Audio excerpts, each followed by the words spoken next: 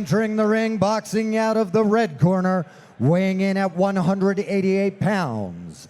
Representing Front Range Boxing and trained by Dave Gaudette and Johnny Argro, Jeff the Maple Mauler Hogan.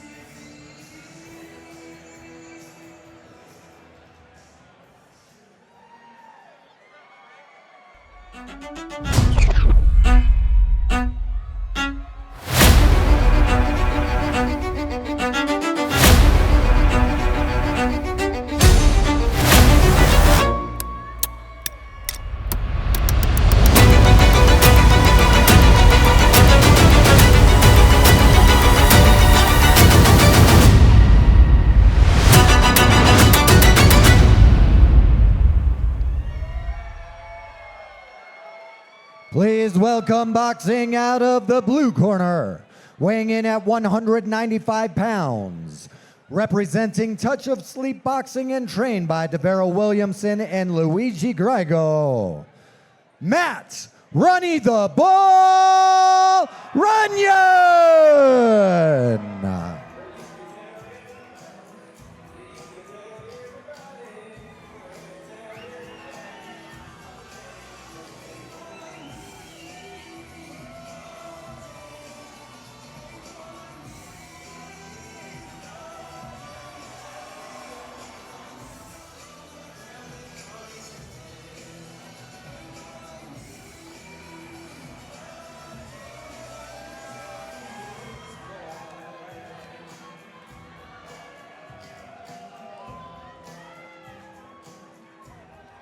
Our eighth bout of the evening is brought to you by our bronze sponsors, Team Runny the Bull, Jocko, and Francher Oil 2.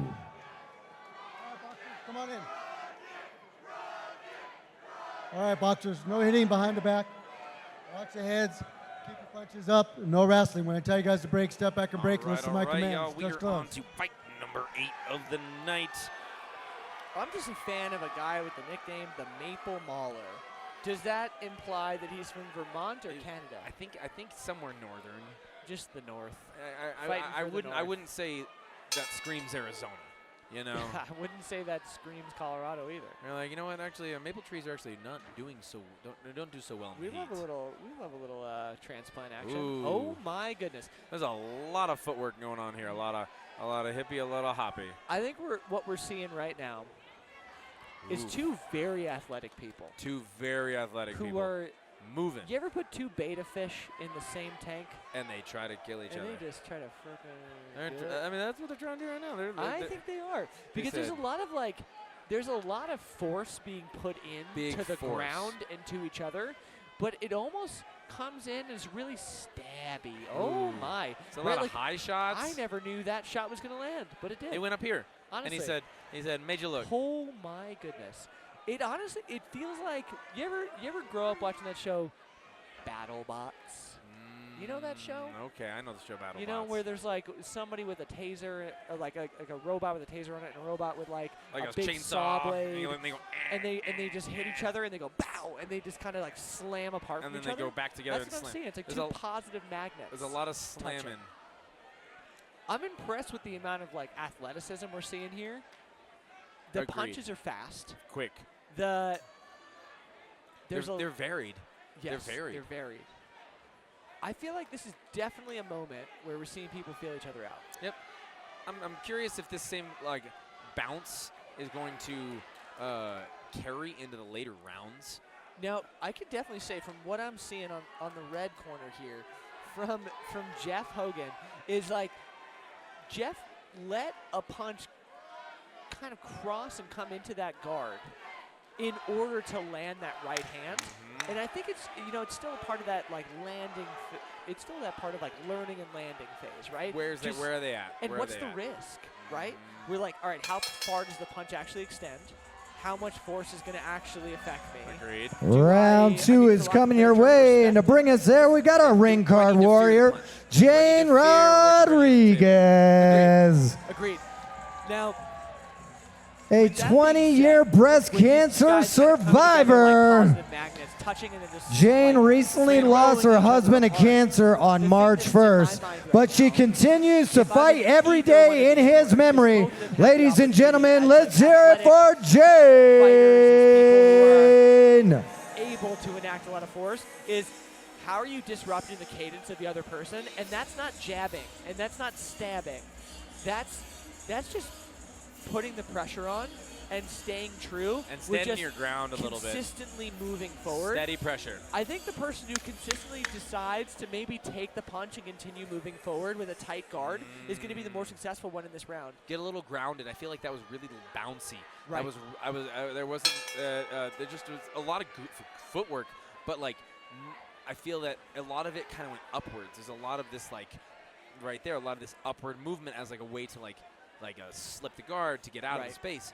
But as soon as you come up off the ground like that, you lose all. Oh, that was a double leg. That was a double leg. Did you say that was a knockdown?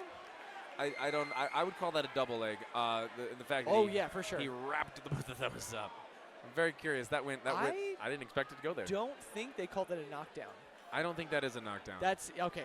Yeah, two wrongs make a right. We're getting a warning about the back of the head, though. So we hear the back of the head plus a tackle. There you go. It does seem right now, and like honestly, if I'm in this, I would be in the same place as both of these fighters, where they both want to exert a lot of force on each other, but they're both definitely cautious about getting hit. Yep. Right? In the way that they're kind of like cautiously coming together, and then when they do, they get into this kind of molly business. Yeah, and molly is. It's a lot of like pushing, shoving, some punches when you can get it. But I do think it comes from a fear of getting hit. Yes, and I would be there as well. I don't like to get hit. No, and I think nobody wants to get hit. Contrary to what I said before, right? I'll recognize my mistake. I do think they respect the power of each other because they don't want to get in the firefight or be at the end of the punch. I agree with that. So it does make it a little difficult for them to kind of feel each other out with that fear. But it does mean that they're both so capable. Yep. And when we see both of them fighting at the tip of the punches, things are getting a little crazy. That's got to be a knockdown. No, he waves it off. My goodness. Was it a push down? Now, what we're seeing on a footwork difference here, right? In the blue corner right now, we're seeing Matt Runyon be a little bit more off balance here and be willing to be on the toes and try to jump into these punches, which is letting him be caught off guard and being pushed with those punches, which is maybe why they're being called a push, because he's round three coming your way, bringing back in ring guard warrior Jane Rodriguez. One more round to go, and we've got her in here going from toe to toe. Where it's coming down from the top. When really, like, that's going to get called every time. You got to, I'm even seeing, like, some of the coaches on the side, they're talking about getting into the body and using, like, the front of the glove and not kind of hammering down from the top. This is a game of angles. Very much. Good point. When we see somebody try to come over the top, when somebody is, like, they're the same height, right? Like, we haven't noticed this at all. We haven't mentioned this. They're both 6'1". So when someone like Matt is trying to fight over the top on a 6'1" fighter, he's getting off balance because there's no advantage out there other than you risking your own balance. So I do think Matt's got to really like lock in, get a little bit lower, maybe go to the body if he doesn't want to take that head punch and be willing to do it. Now I think going to this third round, we're getting a little bit of encouragement for them to maybe avoid those kind of flurry moments that are getting a little bit sloppy. Ooh, that's a big one. Good shot. Now, a thing to note here, if I'm in Matt's corner, his blue corner, right, is we're seeing a lot of force, a lot of passion, a lot of almost like emotion from Matt.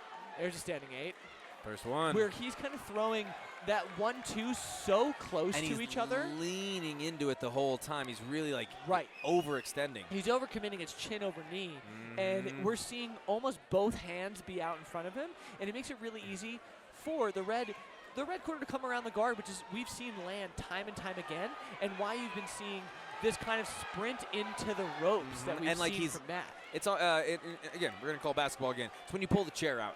Yeah. When someone's leaning on you, all you have to do is turn the corner. That's a standing 8. Yep. That's what you like. As soon as if someone's like really trying to back you down, box you out, all you got to do is give a little pressure, get a little pressure, and then you pull back. Right. They're gonna fall because they're giving you all their weight. That's it. Really, really good fight from these guys. Absolutely. This was kind of like watching like two goats go horn to horn, you know, of just exerting force into each other. Smashing. And it's just two athletes, and I commend them both for having this idea and this ideal of kind of going out on your shield, right? Nobody really shied away from the danger in this. They leaned in too much to the danger at times. Yeah, even though they were cautious, it means, you know, they weren't afraid. And that is such a difficult thing to manage and achieve and work through. Boxing fans, put your hands together and make some noise for these gentlemen. Our referee has called a stop to this contest at 1:08 of the 3rd round, declaring your winner out of the red corner, Jeff the Maple Muller Hogan.